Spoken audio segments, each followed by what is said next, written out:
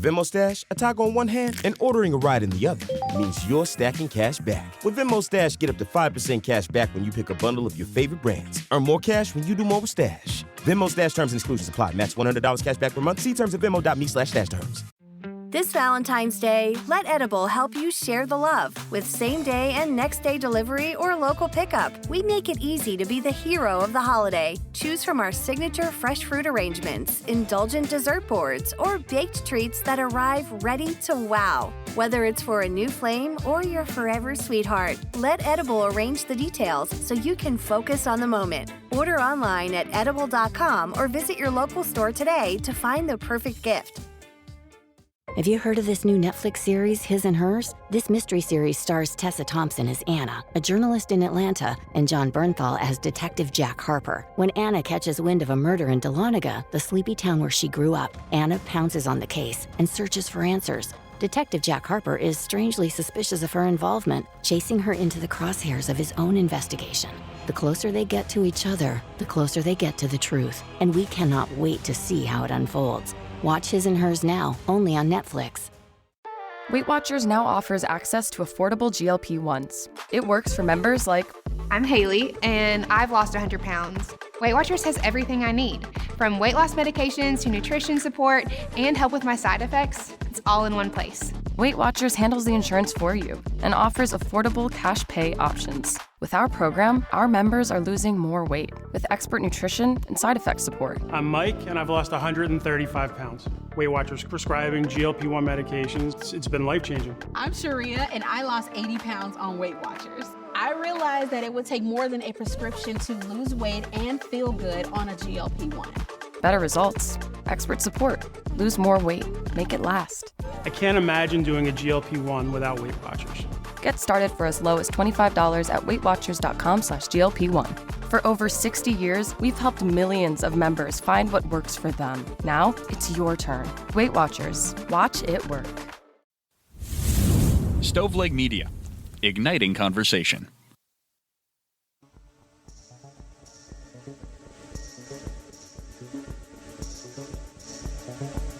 Welcome to True Crime to Go. What can I get for you? Yeah, so I know this is going to sound weird, but I don't want like chicken. I just want bones. Give me all the bones that you have. Pull up to the second window and we'll see you next crime. Welcome to True Crime to Go. I am John, here with Jamie. How you doing, man? Can't we just get back to robberies or like animals breaking into places? Yeah, that may... funeral fraud and bones. Yeah, well, this week. I'm afraid my intro may have led you to believe that we're going to be talking about chicken bones, but we're not. We're going to be talking about human bones that were found in a basement. Yes, which is drastically worse than chicken bones. There are probably some of those in my basement. You know what? I'm going to give you the honor. Why don't you get us rolling today? I also don't have a basement, so there's that. So this comes from Pennsylvania, where there's an investigation into a repeated grave robber. Is that right? Yeah. Okay. Sorry, I thought I read that wrong. So, which I didn't think that was something that happens nowadays.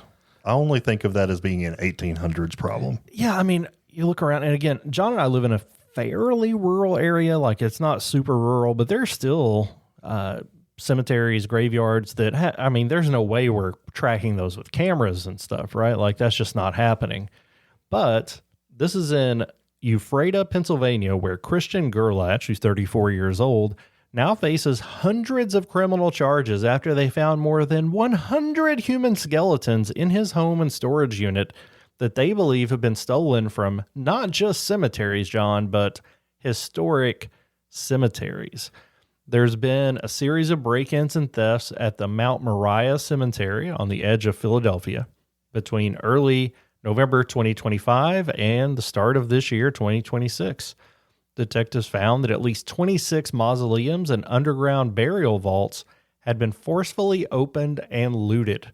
So looted probably for goods. I mean, people are often buried with valuables, but that's not what they found at the house necessarily. Not just that. They found the bones.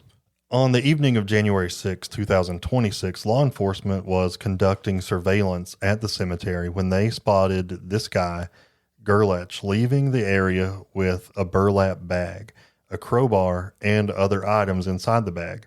So officers observed what they believed were human remains, including the mummified remains of 2 small children and several skulls. He was taken into custody at the scene, and during questioning, he admitted to stealing about 30 sets of human remains and even pointed detectives towards some of the graves that he had allegedly robbed. But the discovery, believe it or not, was just the beginning. There are a lot of people, not a lot, but more than I'd like to know that exists, that rob graves for the valuables. Don't run into a lot of dudes that do it for the bones. So this is just so wild to me. And people who do it at all are the worst. So they decided to search his home in Ephrata, and they found more than 100 human skeletal remains, skulls, long bones, mummified hands and feet, decomposing torsos.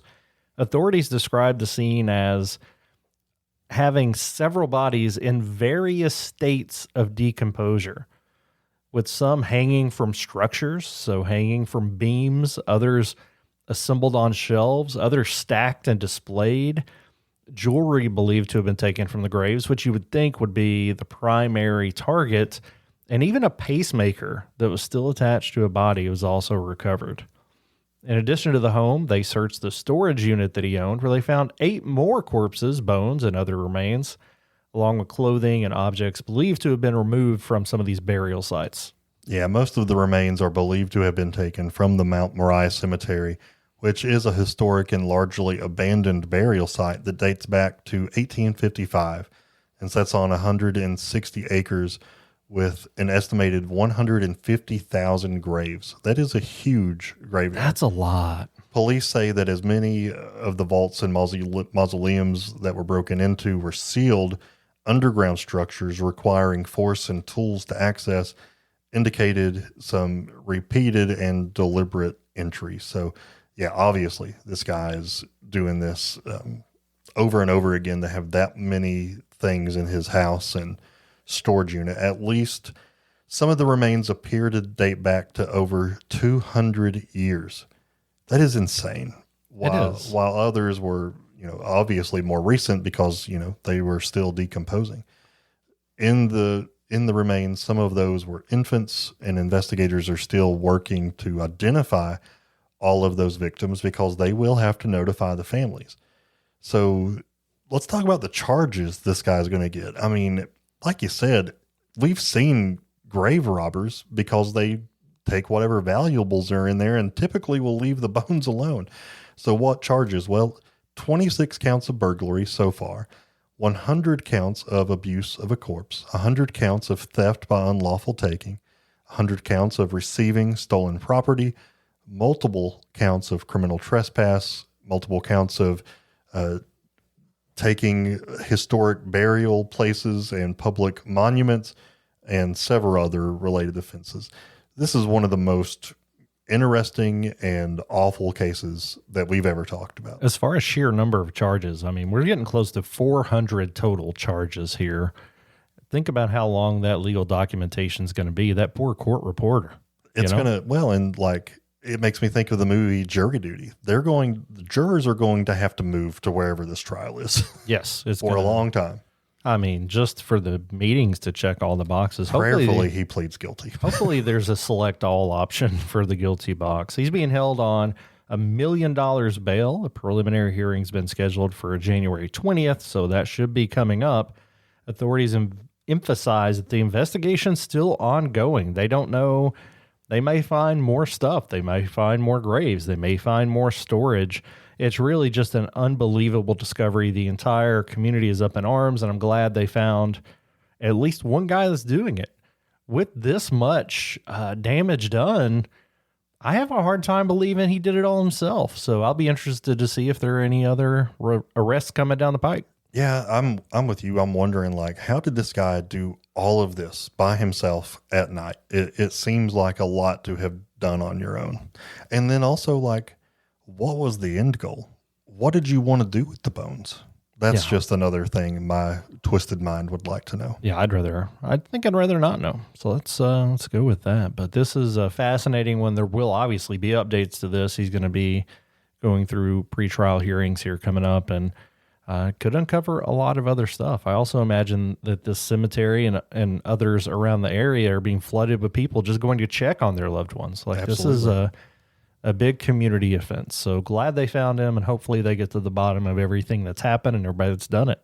Yep. Guys, we appreciate you, and we ask you to please share this on social media and leave us a rating and review. That would help us a lot. This has been a crime story in 10 minutes or less. Would you like crime with that?